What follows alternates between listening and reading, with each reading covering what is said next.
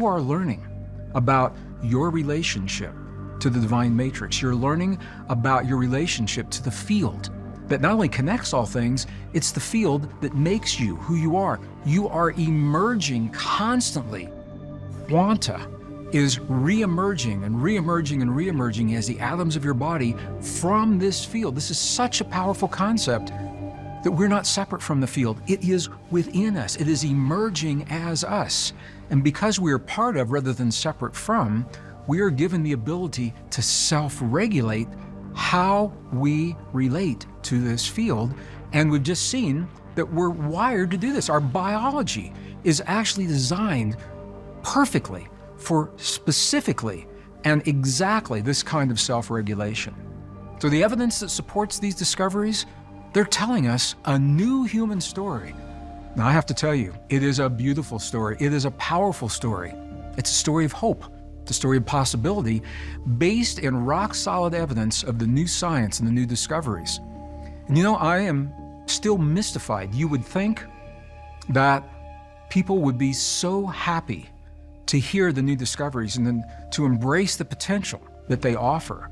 The reality is, unfortunately, we are simply not seeing these discoveries. As I mentioned before, you're not seeing them in the mainstream classrooms, textbooks, mainstream documentaries, cable television. And it's for this reason that I am so passionate about this program specifically and Missing Links in general, because it gives me the opportunity to share with you what you're not seeing from these other venues. We need the new human story, and we need it right now. And we need it because of one very simple reason. The better we know ourselves, the less we fear change in the world. If you think about it, we are self-referencing beings.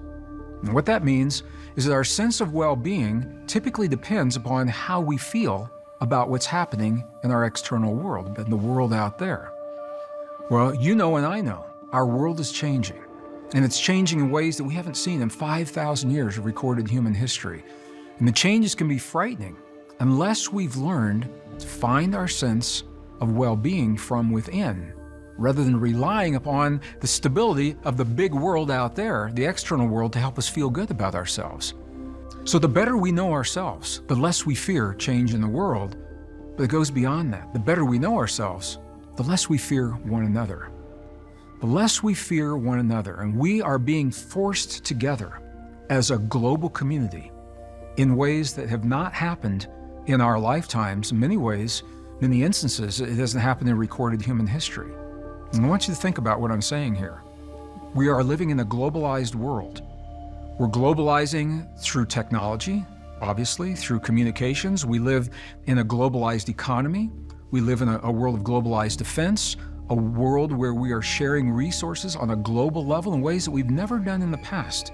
So what's happening is that the borders, not the borders necessarily between countries, but the divisions that have separated us in the past, are now no longer in place. And as people are pushed together, as cultures, as people are pushed together, as religions, through the way that we think and the way we treat one another and the way we think of men and the way we think of women in different cultures, these differences are showing up as the world is globalizing. We're being pushed together. We're trying to think and solve the problems through the story of our past that's based on the false assumptions of an obsolete science, and it's not working for us. And that is why what I'm saying to you is so powerful.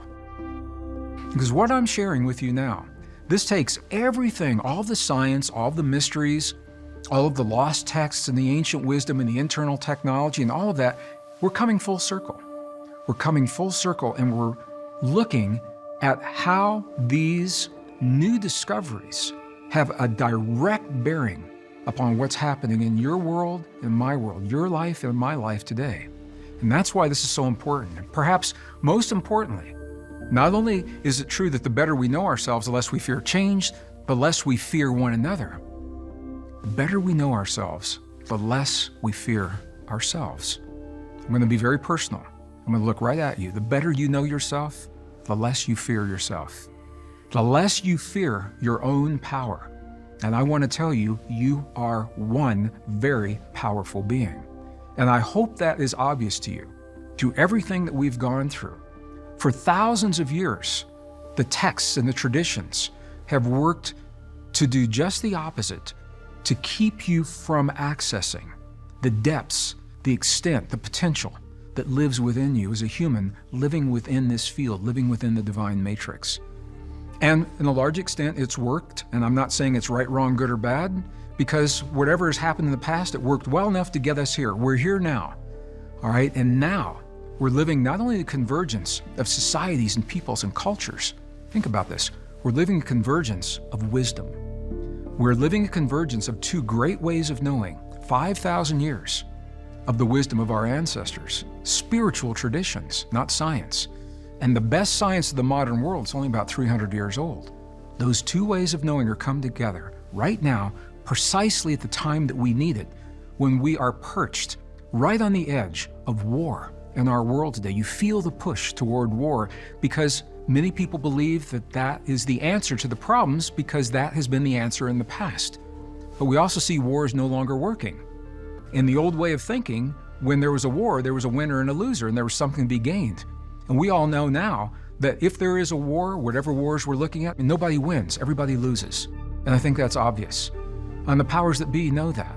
And so that's why there's this window of opportunity, this opening for new wisdom, new ways of living, new ways of thinking, new understandings. And what you and I are doing right now, this is at the foundation. This is the key for everything I'm saying here. And that is what Missing Links is all about. The less we fear our own power, the more we can incorporate these into our lives.